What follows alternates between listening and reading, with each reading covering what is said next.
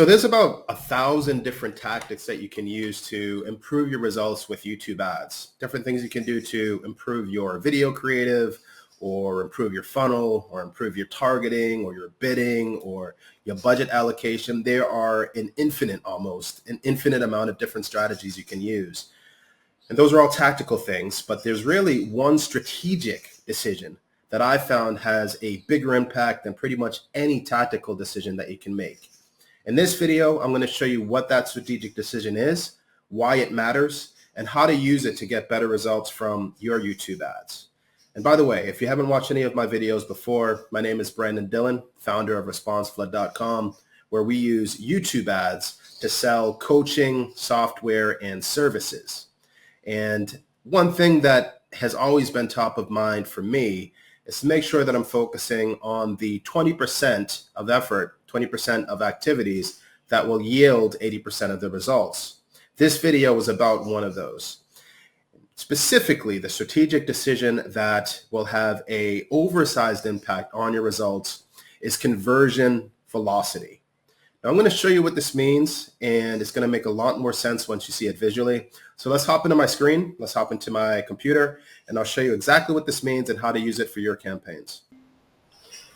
So to make this easier to follow, let's sketch out a very popular funnel. You'll see this a lot out in the wild.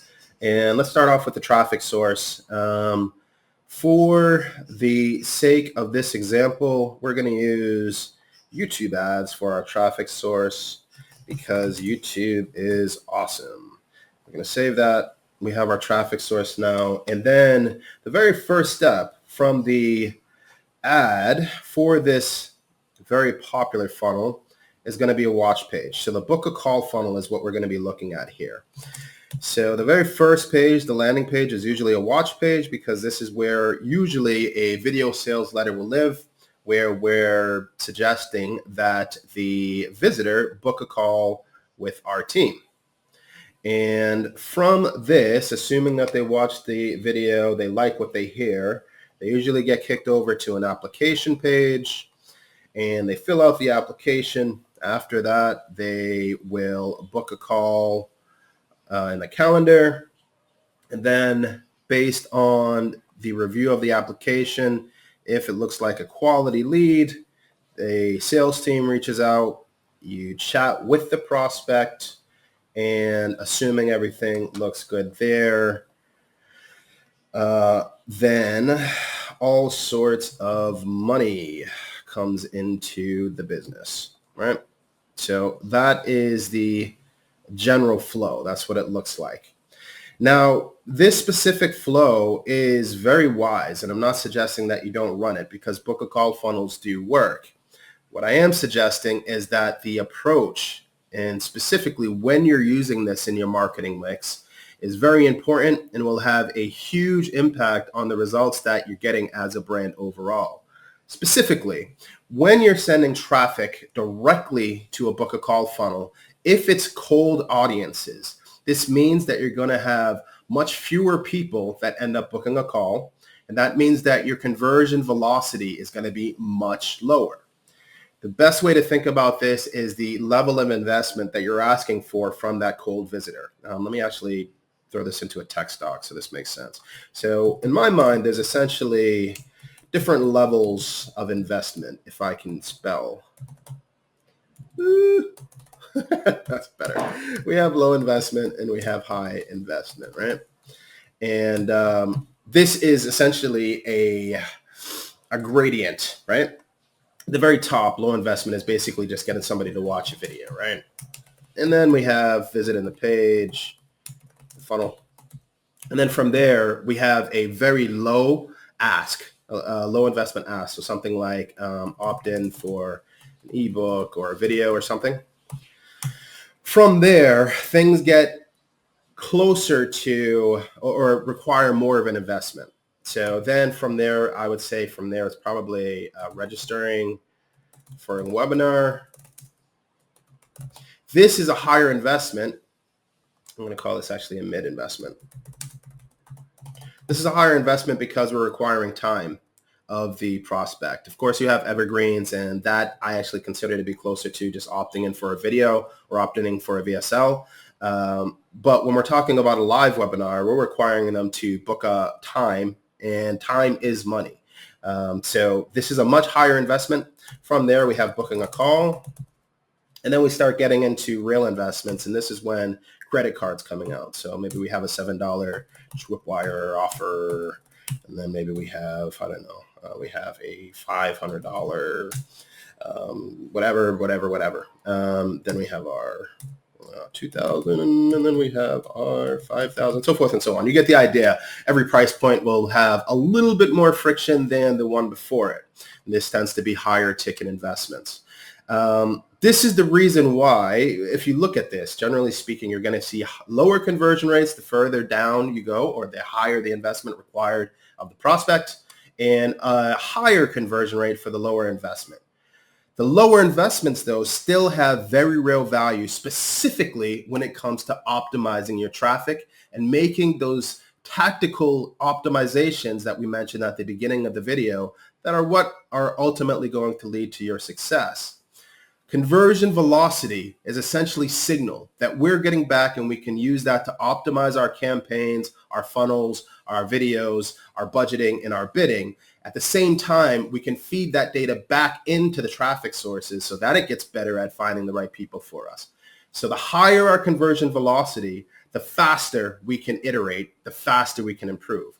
The lower our conversion velocity, the longer it will take to improve, the less data we can feed back to the traffic sources, and ultimately the more we're going to have to invest in order to get success. This is the reason why this strategic decision is so important. What I generally recommend is that, at least for that first touch, for cold traffic, you have some sort of an offer there that is a low investment offer. The reason for that, it does mean that you'll end up getting much more conversion velocity.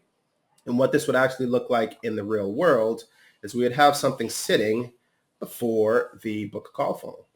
And for the sake of example, we're going to use an opt-in page.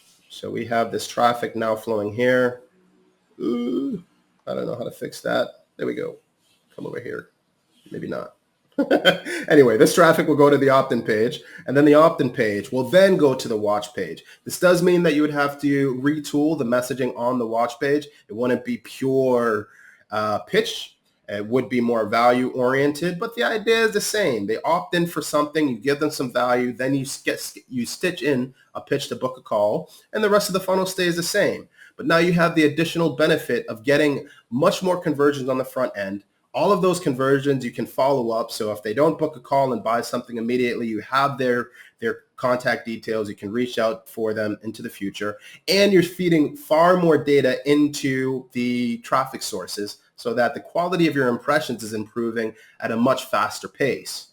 Now, the counterpoint that I've heard most often about this is that ultimately you can't bring opt-ins to the bank, right? That's not what you're really in the business to get. It's awesome if you could get somebody to raise their hand and enter your universe for something that's for free.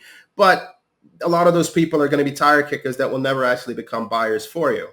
Now, my response to that is that this isn't necessarily a bad thing. I think it's better to think about it like, let's assume that you have a brick and mortar store. Not everybody that enters that store is going to want to buy something, but those that have entered the store are showing some semblance of intent. They are at least interested to the point that they're willing to come in the door. Now, a smaller percentage of those people will be willing to take the next steps.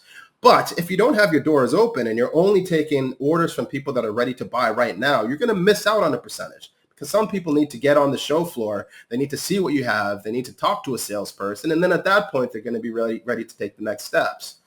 This is the same exact idea. So the people that are ready to hop on a phone and buy something, they're not going to be turned off by having an opt-in before you actually start pitching them on booking a call.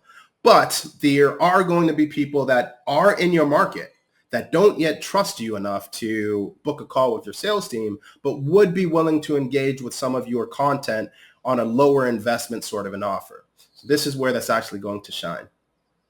So with that said, I hope you found this video useful. Conversion velocity, this is the strategic decision that I would suggest baking into your own strategy when you're starting to think about building out your YouTube ads. And hopefully you end up seeing tons and tons of success from using it. I know that myself and my partners are. So if you like this sort of content, go ahead and subscribe to the channel. I'm going to have a lot more videos about these sorts of things. And until the next one, I will see you there.